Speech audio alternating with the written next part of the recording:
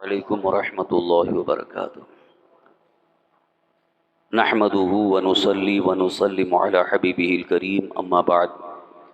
فاعوذ باللہ من الشیطان الرجیم بسم اللہ الرحمن الرحیم یا ایہا الذین آمنوا انفقوا مما رزقناکم من قبل ان یأتی یوم لا بیع فیہ ولا خلہ ولا شفاعہ والکافرون هم الظالمون صدق اللہ مولانا العظیم۔ حصول برکت کے لیے ایک مرتبہ درود شریف پڑھ لیں۔ اللہم صلی وسلم علی سیدنا مولانا محمد معن الجود والکرم وعلی آلہ واصحابہ وبارک وسلم صلاۃ وسلاما علیک یا رسول اللہ، صلاۃ وسلاما علیک یا حبیب اللہ۔ محترم حضرات، الحمدللہ اپنی اس شرعی مسائل کے درس میں نماز، روزہ، زکوٰۃ اور دیگر متفرق مسائل بیان کیے جا رہے ہیں۔ آج کا ہم نے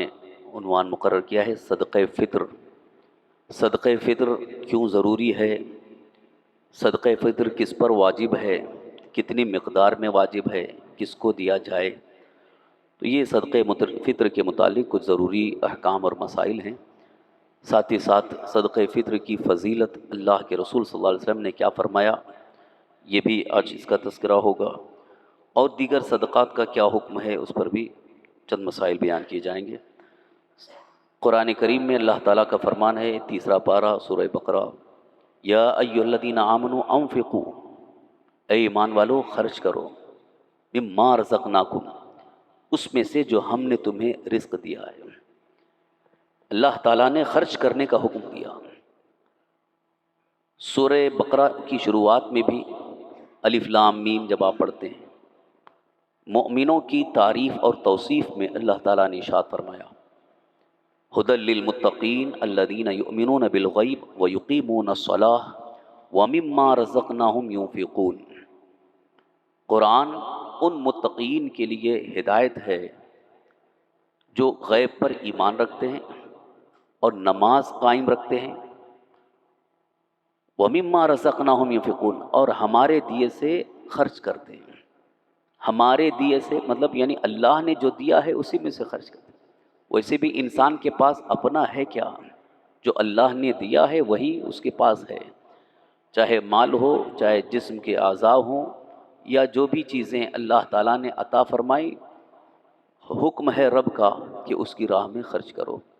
تو زکوٰۃ کے متعلق تو قید آ گئی، حدیث پاک میں حضور صلی اللہ علیہ وسلم نے اس کو مخصوص فرما دیا کہ ہر مسلمان عاقل بالغ جو مالک نصاب ہو، اس کے لیے ہر سال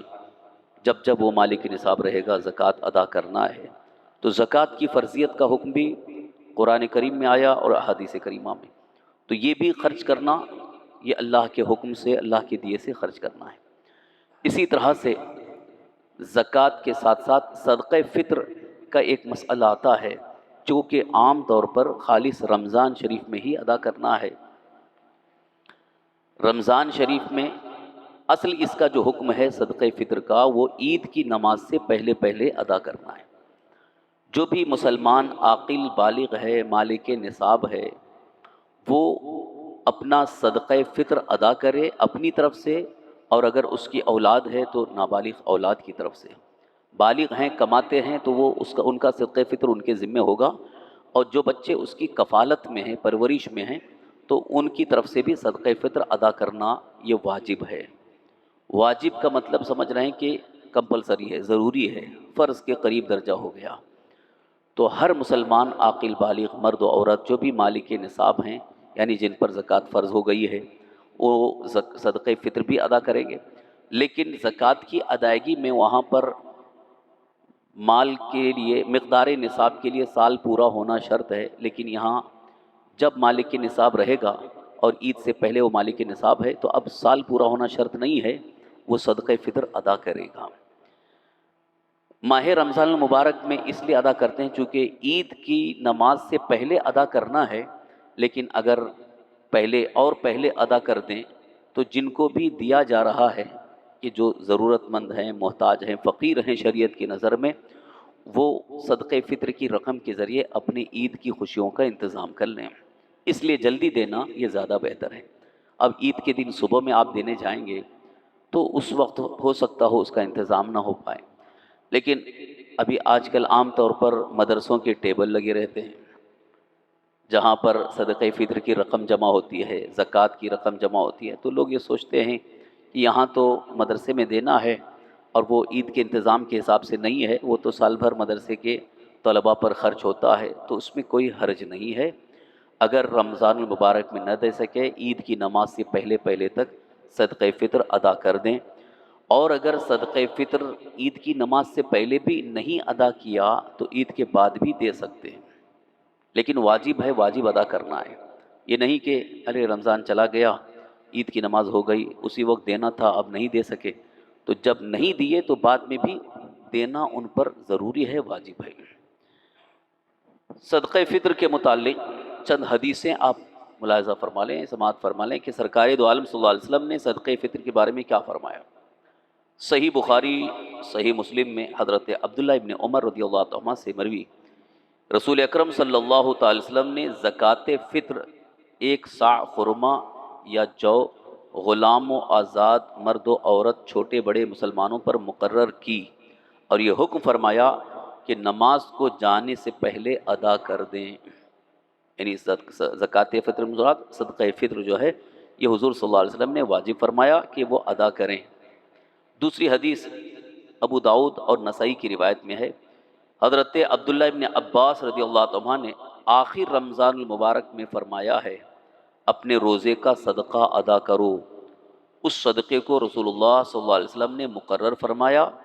ایک صاع خرما یا جو یا نصف صاع گیہوں، جس کو ہم ہمارے یہاں کے وزن کے اعتبار سے نصف صاع یہ اس وقت کا پیمانہ ہوتا تھا، تو اس پیمانے کے اعتبار سے جب یہاں کے پیمانے کا لحاظ کیا گیا، چونکہ یہاں کلو گرام وغیرہ چلتا ہے، تو 2 کلو 47 گرام گیہوں، اگر گیہوں کے ذریعے صدقہ فطر ادا کرنا ہے تو وہ 2 کلو 47 گرام گیہوں ہے، یا اگر کھجور یا منقع کے ذریعے جو کے ذریعے یا منقع کے ذریعے اگر صدقہ فطر ادا کر رہے ہیں تو اس کا ڈبل ہو گیا، یعنی 4 کلو 94 گرام، یہ پورا ایک صاع ہو گیا۔ ایک صاع کی مقدار جو ہے وہ 4 کلو 94 گرام، اور نصف صاع کی مقدار 2 کلو 47 گرام۔ تو اگر گیہوں کی قیمت کے اعتبار سے ادا کر رہے ہیں تو 2 کلو 47 گرام ہوا، اور منقع کے ذریعے اگر ادا کر رہے ہیں تو 4 کلو 94 گرام ہوا۔ تو یہ چاہے منقع یا جو یا گیہوں کے ذریعے ادا کریں، اناج کے ذریعے، یا نہیں تو پھر قیمت کا اعتبار ہوگا۔ قیمت کے اعتبار سے جو اچھی خاصی قسم ہے، درمیانی یعنی اچھی قیمت ہوگی، اس کا لحاظ کیا جائے۔ جیسے ہم کھا رہے ہیں 70-80 روپے کلو کا گیہوں، اور ہم ادا کریں 60 روپے 70 روپے، تو یہ تو بہت ہی کم ہوا۔ ہاں جو حضرات اور کم قیمت کا کھا رہے ہیں تو اس کے اعتبار سے اگر ان کے لیے 80 روپے یہ ٹھیک ہی ہیں، 2 کلو 47 گرام گیہوں کی قیمت، لیکن عام طور پر حضرات جو ہے وہ اچھے قسم کا گیہوں کھا رہے ہیں تو اس کے اعتبار سے وہ کم از کم 100 روپے ادا کریں، یہ بہتر ہوگا۔ ابھی اس کے متعلق چند ضروری مسائل ہیں کہ کہاں کا لحاظ کیا جائے گا، کس جگہ کا لحاظ کیا جائے گا۔ ابھی ایک حدیث پاک اور سن لیں کہ صدقہ فطر کے بارے میں حضور صلی اللہ علیہ وسلم نے کیا فرمایا۔ حضور ارشاد فرماتے، حضرت امام ابو داؤد، ابن ماجہ، حاکم، ابن عباس رضی اللہ عنہ سے روایت کی، رسول اکرم صلی اللہ علیہ وسلم نے زکوٰۃ فطر مقرر فرمائی کہ لغو اور بیہودہ کلام سے روزے کی طہارت ہو جائے اور مساکین کی خورش ہو جائے۔ یعنی پورے رمضان شریف میں جو ہم روزے رکھے ہیں، روزہ تو ہم نے صحیح رکھا، لیکن اس روزے کے اندر ہو سکتا ہو ہم سے کچھ کمی رہ گئی۔ کمی کون سی؟ روزہ توڑنا کی نہیں، کچھ چیزیں جس کو مکروہ کہا گیا، جیسے بیہودہ باتیں کرنا، غیبت کرنا، چغلی کھانا، گالی گلوچ کرنا، بد نگاہی، کسی پر غلط نظر ڈالنا، تو یہ ایسی چیزیں ہیں کہ جس کی وجہ سے روزے کی نورانیت کم ہو جاتی ہے، روزے کا جو نور ملنے والا ہے وہ کم ہو جاتا ہے، یعنی روزے کے اندر کچھ کمی آ گئی، نقص پیدا ہو گیا، تو حضور صلی اللہ علیہ وسلم ارشاد فرماتے ہیں جب صدقہ فطر ادا کر دے گا تو اس کی وہ کمی پوری ہو جائے گی۔ یعنی اس کے لیے ایک کفارے کی حیثیت بھی رکھتے ہوگا، اور ساتھ ہی ساتھ محتاجوں کے لیے جو تنگ دست ہیں، محتاج ہیں، فقیر ہیں، ان کے لیے کھانے پینے اور عید کا بھی انتظام ہو جائے گا۔ اس لیے سرکار صلی اللہ علیہ وسلم نے صدقہ فطر کو واجب فرمایا۔ اور ایک حدیث پاک دہلمی، خطیب بغدادی، ابن عساکر، حضرت انس ابن مالک رضی اللہ عنہ سے روایت ہے کہ حضور صلی اللہ علیہ وسلم نے فرمایا، بندے کا روزہ آسمان و زمین کے درمیان معلق رہتا ہے جب تک صدقہ فطر ادا نہ کرے۔ معلق کا مطلب لٹکا رہے، یعنی اللہ تعالیٰ کی بارگاہ میں وہ روزے قبول نہیں ہیں جس نے صدقہ فطر ادا نہیں کیا ہے۔ تو صدقہ فطر ادا کرنا یہ روزوں کی مقبولیت کا ایک سبب بھی ہے، اس لیے صدقہ فطر ادا کرنے کی ضرور کوشش کریں۔ اب آئیے مسائل جاننے کی کوشش کریں کہ کس پر صدقہ فطر واجب ہے، کس پر واجب نہیں ہے۔ صدقہ فطر واجب ہے، عمر بھر اس کا وقت ہے، یعنی اگر ادا نہ کیا ہو تو اب ادا کرے، ادا نہ کرنے سے ساقط نہیں ہوگا، نہ اب ادا کرنا قضا ہے بلکہ اب بھی ادا ہی ہے، اگرچہ مسنون قبل نماز عید ادا کر دینا ہے۔ یعنی صدقہ فطر جس پر واجب ہو جائے تو جب واجب ہو گیا تو اس پر ادا کرنا ہی ہے، عمر میں وہ جب تک ادا نہیں کرے اس کے ذمے وہ واجب باقی رہے گا۔ صدقہ فطر ہر اس شخص پر واجب جو کہ مالک نصاب ہو، عاقل بالغ ہو۔ مالک نصاب جیسا کہ ہم نے زکوٰۃ کے مسائل میں بیان کیا تھا کہ جس کے پاس 52.5 تولہ چاندی یا اتنی رقم موجود ہے وہ شریعت مطہرہ کی نظر میں مالک نصاب ہو گیا۔ 52.5 تولہ چاندی کی مقدار موجودہ مارکیٹ قیمت کے اعتبار سے تقریباً 44,800 روپئے یا کچھ روپئے ہے۔ تو جس کے پاس اتنی رقم موجود ہے وہ شخص شریعت مطہرہ کے نزدیک مالک نصاب ہو گیا ہے، اسے صدقہ فطر ادا کرنا ہے۔ اب روزے رکھ رہا ہو یا روزے نہیں رکھ رہا ہو،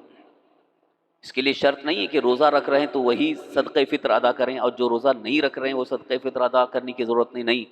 بلکہ ہر مسلمان جو بھی مالک نصاب ہے وہ صدقہ فطر ادا کرے، اس پر واجب ہے۔ روزہ اگر کسی عذر کی وجہ سے نہیں رکھ رہے ہیں، جیسا کہ بیمار ہے یا کمزوری ہے یا مسافر ہیں، سفر کی وجہ سے روزہ نہیں رکھ رہے ہیں، یا معاذ اللہ جان بوجھ کر کے چھوڑ بھی دیا ہے، تب بھی جو ہے اس کے اوپر صدقہ فطر واجب ہے، صدقہ فطر ادا کرنا ہے۔ اب جو شخص مالک نصاب ہے اس پر بھی صدقہ فطر واجب ہے، اس کی کفالت میں اس کے بچے ہیں، نابالغ بچے ہیں، ان کی پرورش کر رہا ہے، تو ان کی طرف سے بھی صدقہ فطر ادا کرنا اس پر واجب ہے۔ صدقہ فطر کے لیے نابالغ یا مجنوں اگر مالک نصاب ہیں تو ان پر صدقہ فطر واجب ہے، ان کا ولی ان کے مال سے ادا کرے۔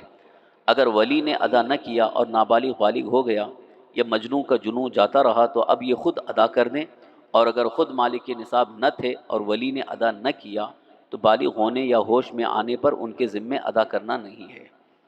یعنی جو بچے نابالغ ہیں ان کی طرف سے ان کے والد یا جو بھی جن کی کفالت میں ہے وہ ادا کریں گے، لیکن اگر خود وہ مالک نصاب ہیں اور ولی جو ہے ان کے مال سے ادا کرے گا، مالک نصاب یعنی خود ان کے پاس اتنا پیسہ موجود ہے، اگرچہ نابالغ ہے لیکن جیسے میراث میں مال ملا ہوا ہے یا لوگوں نے دیا ہے، اس کے پاس موجود ہے تو اس کے مال سے ہی صدقہ فطر ادا کرے، اور اگر وہ خود مالک نصاب نہیں ہے تو جو اس کا کفیل ہے وہ ادا کرے۔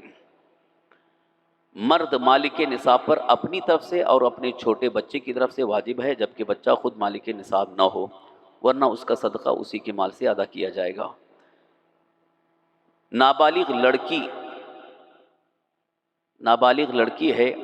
اور اس کو اگر زیور بنا کر کے دے دیا گیا ہے، جیسا کہ عام طور پر گھروں میں زیور بنا کے رکھتے ہیں کہ بچی کو شادی کے موقع پہ کام آ جائے گا، تو اب لڑکی کو زیور بنا کر کے دیا گیا ہے، اگرچہ وہ نابالغہ ہے مگر اس کے پاس زیور دے دیا گیا تو اب وہ خود مالک نصاب ہو گئی ہے، تو اس کی طرف سے صدقہ فطر وہ خود ادا کرے یا تو اس کے ماں باپ جو ہے اس کی طرف سے صدقہ فطر ادا کریں، کیونکہ اب وہ مالک نصاب ہو گئی تو اس پر بھی صدقہ فطر واجب ہو گیا ہے، اس کے ہی مال سے ادا کرے۔ لیکن عام طور پر والدین جو ہے وہ اپنے بچوں کی طرف سے ادا کر دیتے ہیں تو ان کی طرف سے ادا ہو جائے گا۔ صدقہ فطر کس کو دیا جائے؟ صدقہ فطر جو مالک نصاب نہیں ہے اس کو دیں گے، یعنی جس کو زکوٰۃ دے سکتے ہیں، جو زکوٰۃ لینے کا مستحق ہے اس کو صدقہ فطر کی رقم دی جائے گی، اور جو زکوٰۃ لینے کا مستحق نہیں ہے اس کو صدقہ فطر نہیں دے سکتے، کیونکہ یہ صدقہ فطر بھی سیم ویسے ہی زکوٰۃ ہی کی رقم کی طرح ہو گیا کہ اسی کو دیں گے جو مسلمان سنی صحیح العقیدہ فقیر ہو۔ فقیر کا مطلب جو مالک نصاب نہیں ہے، اور جو مالک نصاب ہے پہلے سے اس کو صدقہ فطر نہیں ادا دے سکتے، اور اگر جان بوجھ کر کے دیں گے تو ادا نہیں ہوا۔ سوالات کے متعلق کہ کون سوال کر سکتا ہے کون سوال نہیں کر سکتا ہے، اس پر بھی تھوڑی سی گفتگو ضروری ہے۔ ایک دو حدیثیں میں اس سلسلے میں عرض کرنا چاہوں گا، کیونکہ آج کل ایک رواج بن گیا ہے، جن کے پاس ہے سب کچھ ہے وہ بھی مانگنے کے لیے آتے ہیں۔ اب لوگ سوال کرتے ہیں، پوچھتے ہیں کہ بھائی ان کو ہم دے سکتے ہیں کہ نہیں، جبکہ ہم کو معلوم ہے کہ ان کے پاس زیور ہے، سونا ہے، خرچ کے لیے پیسہ ہے، لیکن اب زیادہ مانگ جمع کرنے کے اعتبار سے کچھ لوگ آ جاتے ہیں اور وہ زیادہ جمع کرنا چاہتے ہیں۔ تو سرکار دو عالم صلی اللہ علیہ وسلم کا اس سلسلے میں کیا فرمان ہے؟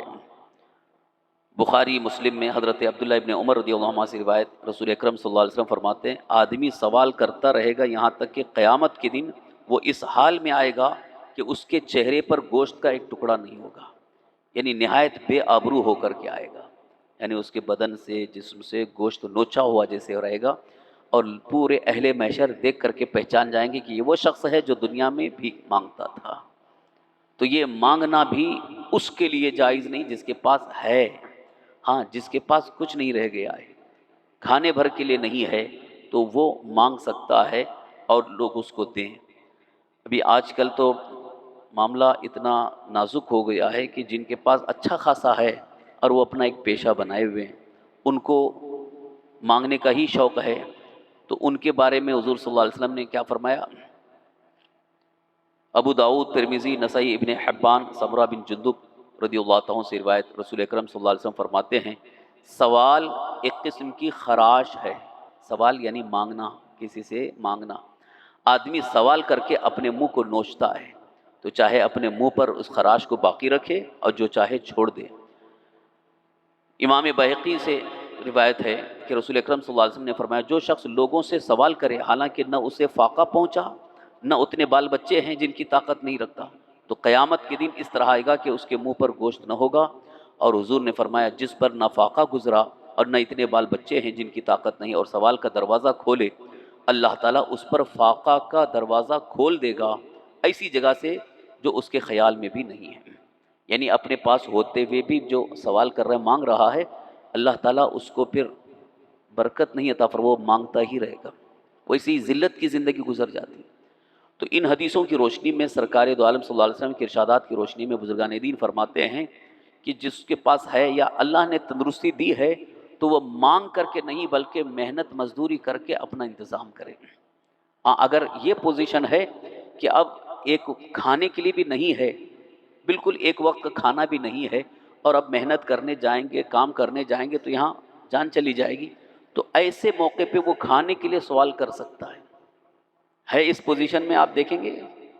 جن کو جو آج مانگتے ہیں اچھے خاصے ہیں، تندرست ہے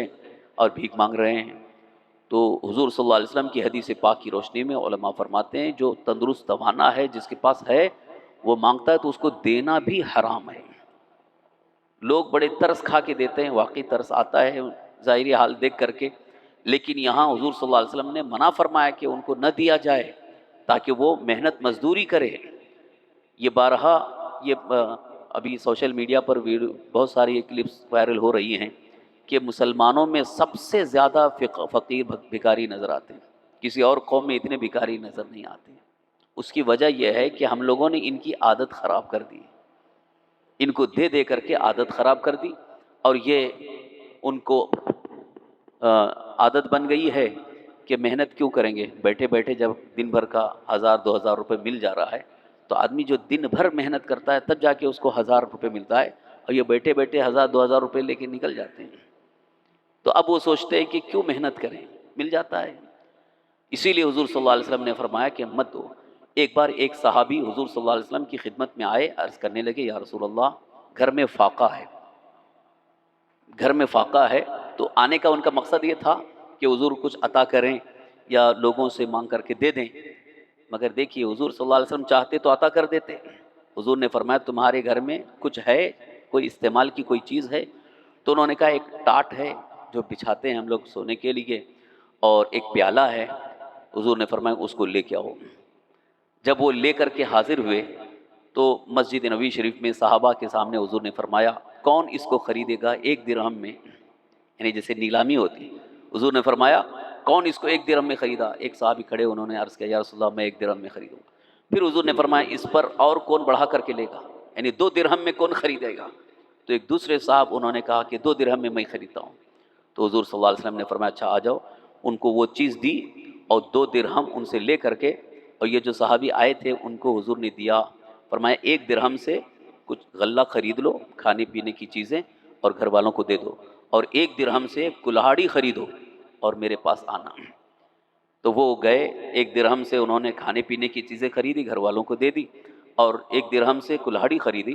اور حضور کی بارگاہ میں آئے تو حضور صلی اللہ علیہ وسلم نے اپنے ہاتھ سے دستہ بنایا، اس کا کلہاڑی کا جو دستہ ہوتا ہے بنا کے اس میں لگا کے اور ان کو دیا۔ حضور نے فرمایا جاؤ جنگل میں جاؤ، لکڑیاں کاٹو اور لا کر کے بازار میں بیچو، اور پھر 15 دن تک میرے پاس نہیں آنا، 15 دن کے بعد آنا۔ اب وہ گئے، روزانہ جنگل میں جا کے لکڑیاں کاٹتے تھے، شام کو لا کر کے بیچتے تھے۔ اس طرح سے 15 دن میں ان کے اندر اچھی خاصی کافی درہم ہو گئے۔ حضور صلی اللہ علیہ وسلم کی بارگاہ میں مسکراتے ہوئے خوشی خوشی آئے تو حضور صلی اللہ علیہ وسلم نے فرمایا یہ جو اس وقت تمہاری کیفیت ہے یہ بہتر ہے یا وہ بہتر تھی؟ یعنی اگر میں دے دیتا تو تم لے جا کے کھا لیتے، پھر آتے ہم مانگتے ہی رہتے، اور اس طرح سے تمہاری حالت درست نہیں ہوتی۔ تو حضور صلی اللہ علیہ وسلم نے اپنی امت کو ایک طریقہ، ایک پیغام دیا کہ یہ مانگنے والوں کو دیے بغیر ان کو کام پہ لگاؤ، ان کو کہیں نہ کہیں محنت مزدوری کرنے لگاؤ، تاکہ یہ محنت کریں، مزدوری کریں، اور یہ کما کر کے اپنا اور اپنے بال بچوں کا انتظام کریں۔ ایسے ہی بھیک مانگنے سے، ان کو دے دینے سے ثواب نہیں ہے۔ یہ جو واقعی صدقات خیرات کا جو ثواب ہے وہ اپنی جگہ بالکل پر حق ہے، مگر یہاں دینے کے لیے حضور صلی اللہ علیہ وسلم نے فرمایا کہ ان کی عادت بھی خراب نہ کرو، کہ جن کے پاس اللہ نے دیا ہے، سب کچھ ہے، اور پھر بھی مانگ رہے۔ سب سے مین چیز انسان کے پاس طاقت تندرستی ہے تو وہ کچھ بھی محنت مزدوری کر کے کما سکتا ہے۔ آج کی دنیا میں چھوٹا سا کاروبار بھی آدمی کر لیتا ہے، یا کہیں بھی مزدوری کر لیتا ہے، جیسے کڑیا کا کام کر لیتا ہے، ہیلپر کے طور پر کرتا ہے، تو بھی اسے 1000 روپے مل جاتے ہیں، نہیں تو بھی گری پوزیشن میں 500 روپے مل جاتے ہیں، تو دن بھر میں اس کے لیے 500 روپے کافی ہے، کھانے کا بھی انتظام ہو جائے گا، پھر بچ بھی جائے گا۔ تو ایسے اگر ان لوگوں کو نہ دے کر کے کام پہ لگایا جائے تو یقیناً قوم کے اندر یہ بلا ختم ہو سکتی ہے۔ اور اس سلسلے میں بڑے دانشوروں نے بڑی اچھی بات کہی ہے کہ دوسری قوم میں خاص طور پر جو وہ پہنتے ہیں، یعنی سردار جی سکھ، ان کے یہاں آپ کو ایک بھی بھکاری نہیں ملے گا، ایک بھی بھکاری نہیں ملے گا۔ اس کی وجہ یہ ہے کہ ان کے یہاں باقاعدہ اس کا نظم ہے، انتظام ہے، کہ کوئی اگر ہماری قوم میں کمزور ہے تو سب مل کر کے اس کا سپورٹ کریں گے، اس کو مالی مدد کریں گے تاکہ وہ کاروبار سے لگ جائے، پھر اس کے بعد وہ کبھی کسی کے سامنے بھیک نہ مانگے۔ یہ نظم انہوں نے قائم کیا جو کہ ہمارا طریقہ تھا۔ اللہ کے رسول سرکار دو عالم صلی اللہ علیہ وسلم نے یہ طریقہ قائم فرمایا تھا۔ بیت المال میں جمع اس لیے کیا جاتا تھا تاکہ کچھ حضرات جو ہے کہ جن کو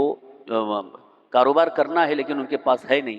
تو اس کے ذریعے ان کی مدد کریں تاکہ وہ کاروبار کریں گے، تجارت کریں گے، تو خود بھی ان کا گزارا ہوگا اور جو کچھ بھی بچے اس کے ذریعے دینی کام بھی ہوگا۔ اس طرح سے نظام قائم فرمایا سرکار دو عالم صلی اللہ علیہ وسلم نے اور صحابہ نے، لیکن اب وہ نظام ختم ہو گیا۔ اب زیادہ تر بھکاریوں کی تعداد بڑھتی جا رہی، اور خاص طور پر درگاہوں کے پاس تو اللہ اکبر، آدمی پریشان ہو جاتا ہے، حاضری نہیں ہو پاتی ہے، یہاں تک کہ آدمی پریشان ہو کر کے بھاگ جاتا ہے۔ تو یہ ساری چیزوں کو ہمیں محسوس کرنا چاہیے۔ اجتماعی طور پر پوری قومیت کے اعتبار سے بھی دیکھا جائے تو یہ بیکاریوں کا زیادہ ہو جانا بھی، جبکہ ان کے پاس اچھی خاصی صحت موجود ہے، یہ اچھی بات نہیں ہے، ان کی عادت خراب کرنا۔ لہٰذا بہتر وہ ہیں کہ جو صحت تندرستی کے ساتھ مزدوری کر کے اپنا انتظام کریں۔ اسی لیے ایک حدیث پاک حضور صلی اللہ علیہ وسلم نے ارشاد فرمایا الید العلیا خیر من ید السفلی، اوپر والا ہاتھ نیچے والے ہاتھ سے بہتر ہے۔ یہ کیوں فرمایا حضور نے؟ ترغیب دی کہ تم لینے والے مت بنو بلکہ دینے والے بنو۔ یہ تم بہتر اس وقت ہو سکتے ہو جب دینے والے ہو، لیکن لینے والے کو حضور نے تاکید فرما دی کہ لینے کی عادت مت ڈالو۔ ہاں، وہاں اس کو دیا جائے گا کہ جو واقعی کمزور ہے، کمزور مطلب اب اپاہج ہو گیا ہے، وہ محنت نہیں کر سکتا، مزدوری نہیں کر سکتا، یا بڑھاپے کی اس عمر کو پہنچ چکا ہے کہ اب وہ کام نہیں کر سکتا ہے، اس کی ضروریات ہیں، تو اس کو دیا جائے تو ثواب بھی ملے گا۔ یا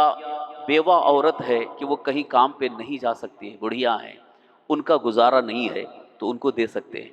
یتیم بچے ہیں کہ ان کا کوئی کفیل نہیں ہے، ان کو دے سکتے ہیں۔ تو ایسی جگہوں پر خرچ کرنے میں ثواب ہے، لیکن جو اچھی خاصی تندرست توانا ہیں ان کو ہرگز ہرگز نہ دیا جائے۔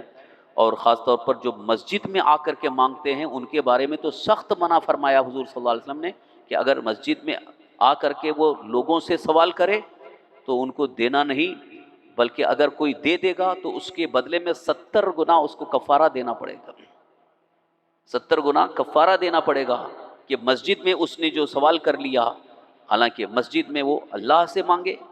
اللہ سے دستے سوال دراز کرے، لوگوں سے نہ مانگے۔ تو لہٰذا اسی بنیاد پر فرمایا گیا کہ مسجد میں وہ اپنے لیے کسی کو سوال کرنا، مانگنا یہ حرام ہے۔ اور دینے کے متعلق بھی سرکار دو عالم صلی اللہ علیہ وسلم نے جو ترغیب دلائی ہے، فضیلت بیان فرمائی ہے، وہ ان حضرات کے لیے کہ جو واقعی محتاج ہیں اور جسمانی اعتبار سے اس لائق نہیں ہیں کہ وہ کچھ محنت مزدوری کر سکے، ان کو دیا جائے، ثواب حاصل ہوگا۔ صدقات کے متعلق انشاءاللہ جو بھی فضائل ہیں موقع ملا تو مزید عرض کرنے کی سعادت حاصل کروں گا۔ یہ جو چند مسائل ہم نے آپ کے سامنے عرض کیے، ایک مسئلہ صدقہ فطر کے بارے میں بس اتنا یاد رکھیے کہ جس پر صدقہ فطر واجب ہو جائے وہ جہاں رہ رہا ہے وہاں کے اعتبار سے اسے ادا کرنا ہے۔ جیسے اگر کوئی سعودی میں ہے، اس کے بچے یہاں ہیں، تو وہ اپنا بھی یہاں ادا کرنا چاہے تو نہیں ہے، وہ وہاں اپنا صدقہ فطر جو ہے وہ وہیں ادا کرے، اور یہاں بچے جو یہاں موجود ہیں تو یہاں ادا کر رہے ہیں تو یہاں کے اعتبار سے ادا کریں، لیکن بہتر یہ ہے کہ وہ خود کفیل ہے تو وہیں سب کا ادا کرے۔ اور اگر کوئی بمبئی میں رہتا ہے اور بال بچے گاؤں میں ہیں، جیسا کہ بہت سارے بمبئی میں محنت مزدوری کمانے کے لیے حاضر ہیں اور ان کے بال بچے وہاں ہیں، تو کچھ لوگ یہ سوچتے ہیں کہ وہاں تو بہت کم میں ہمارا کام پر نپٹ جائے گا، کہ وہاں جیسا کہ ابھی کچھ ایک صاحب کہیں بتا رہے تھے کہ بحث کر رہے تھے کہ وہاں گاؤں میں تو 40 روپے ہے اور یہاں آپ لوگ 100 روپے رکھے ہیں۔ تو اس سلسلے میں ہم نے کہا کہ یہ شہر ہے، یہاں کے اخراجات، یہاں کی آمدنی، یہاں کے مہنگائی، اس کے اعتبار سے وہ صدقہ فطر کی رقم طے ہے، اور گاؤں میں مہنگائی کم ہے، بلکہ ابھی آج کل تو گاؤں وغیرہ میں بھی کافی مہنگائی ہو گئی۔ ہو سکتا ہو کسی ایک دم دیہات میں اگر اتنی کم مقدار رکھی ہے تو جو وہاں رہ رہے ہیں وہ وہاں کے اعتبار سے ادا کریں، اور جو یہاں رہ رہے ہیں وہ یہاں کے اعتبار سے ادا کریں۔ صدقہ فطر کی ادائیگی ضروری ہے، لیکن جہاں رہ رہے ہیں وہاں کے اعتبار سے ادا کریں۔ اب آخر میں آپ سے گزارش کروں گا کہ جو مستحقین ہیں ان تک پہنچائیں، خاص طور پر رشتہ داروں میں، پڑوس میں، گاؤں میں، یا جہاں مستحق ہیں ان کو دیں، اور اگر مستحق نہیں مل رہا ہے تو اس کے لیے بہتر صورت یہ ہے کہ الحمدللہ جو دینی مدارس ہیں، ہمارے اہل سنت و جماعت کے مدارس ہیں، جامعہ ہیں، دارالعلوم ہے، اس میں آپ دے دیں تاکہ وہاں جو مستحق طلباء آتے ہی ہیں، کیونکہ جو پڑھنے کے لیے اکثر طلباء آتے ہیں ان میں اکثر مستحق ہوتے ہیں، اور یوں بھی وہاں حل شرعی کے بعد اس رقم کو خرچ کیا جاتا ہے، اس لیے بہتر تو یہی ہے کہ مدرسے میں دے دیں تاکہ وہاں سے ان بچوں کی تعلیم و تربیت کا انتظام بھی ہو سکے اور دین کی نشر و اشاعت بھی ہوتی رہے۔ اس میں آپ کو دوہرا ثواب ہے، ایک تو صدقہ فطر دینے کا ثواب، اور دوسرے دین کی تبلیغ و اشاعت میں بھی آپ کا حصہ رہے گا، تو اس لیے یہ بہتر ہے۔ الحمدللہ ہماری سنی بڑی مسجد سے متصل دارالعلوم اہل سنت حاجی آدم صدیق، دارالعلوم حنفیہ رضویہ قلابہ کی شاخ، اس میں بھی تقریباً 150 پونے 200 بچے زیر تعلیم رہتے ہیں۔ حفظ و قرأت کی تعلیم، عالم کورس کی تعلیم بھی شروع ہو چکی ہے۔ آپ حضرات سے گزارش ہے کثیر تعداد میں صدقہ فطر اور زکوٰۃ کے ذریعے اپنے اس ادارے کا تعاون کریں، اور یہ تو میں اس سے پہلے بھی کہہ چکا ہوں کہ اپنے پڑوس کا زیادہ حق ہے۔ باہر والے جو مدارس کے آ رہے ہیں جن کو آپ پہلے سے دے رہے ہیں، ہم یہ نہیں کہیں گے کہ ان کو آپ مت دیجیے، منع نہیں کریں گے، آپ پہلے سے جہاں دے رہے ہیں معتمد ادارہ ہے، بالکل صحیح ہے، وہاں دینے میں کوئی حرج نہیں، لیکن اپنے پڑوسی کا خیال زیادہ کرنا ہے۔ اپنا پڑوسی ادارہ جہاں سے طلبہ آپ کے لیے مسلسل آپ کی خدمت کے لیے سال بھر آتے ہیں،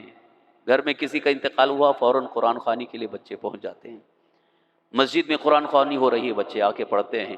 تو یہ بھی ایک طرح سے وہ آپ کی خدمت میں لگے ہیں اور ساتھ ہی ساتھ دین کی خدمت بھی کر رہے ہیں